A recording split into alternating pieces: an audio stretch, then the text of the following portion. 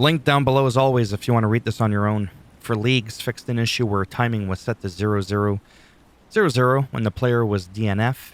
In amateur leagues, players that didn't participate are not displayed anymore. Point attribution system has been changed for daily and weekly challenges, allowed users to display the rankings for previous weeks, optimized the tooltips, fixed the display for some groups being wrong.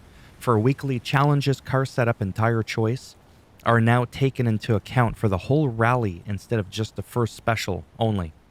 Added tooltips in the car setup. For clubs, added saving the car deformation depending on collisions.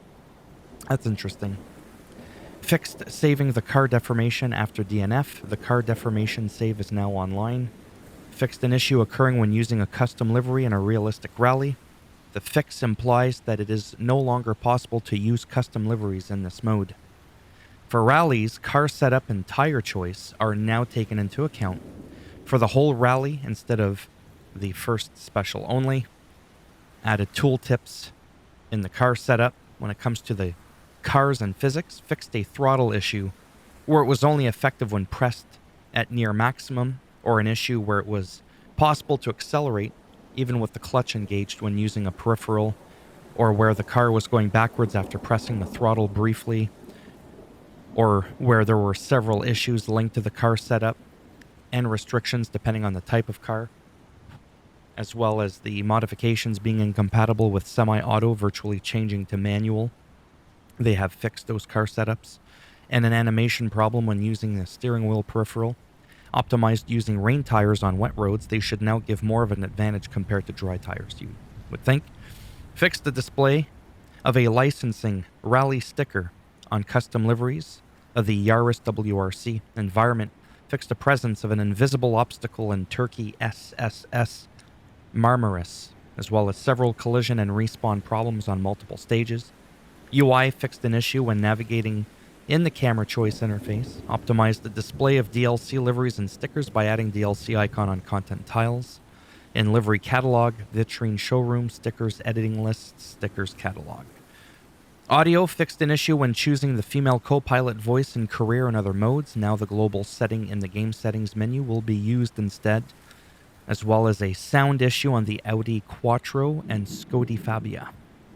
Other minor interface and environmental sound fixes. PC only fixed an FFB LMNOP issue when disconnecting and reconnecting the Fnatic GT DD Pro.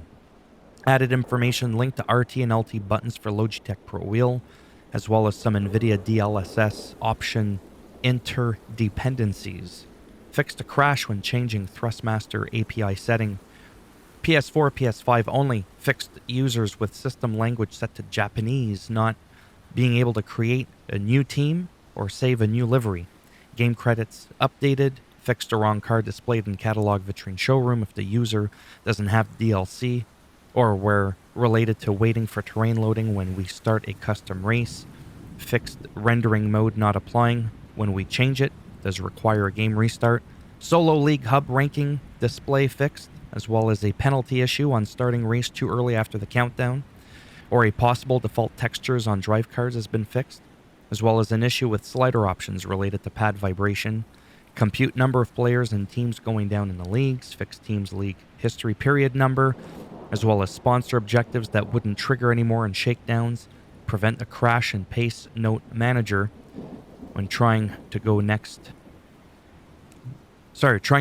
the next pace note. Fix the female audio pace notes during onboard tutu. What? Tuto? Tutorial? Oh boy. Mute all meaningless sounds during the loading. I wish we could have mutate. Oh my god, I need to go back to bed. Anyways, that's it for the patch notes.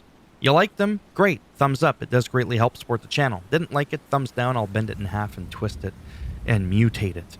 And if you want to subscribe to the channel, naturally that would be great, now wouldn't it? But if not, I get it. I totally understand. Thanks for stopping by anyways. Take care, and maybe I'll see some of you in the next one. Bye for now.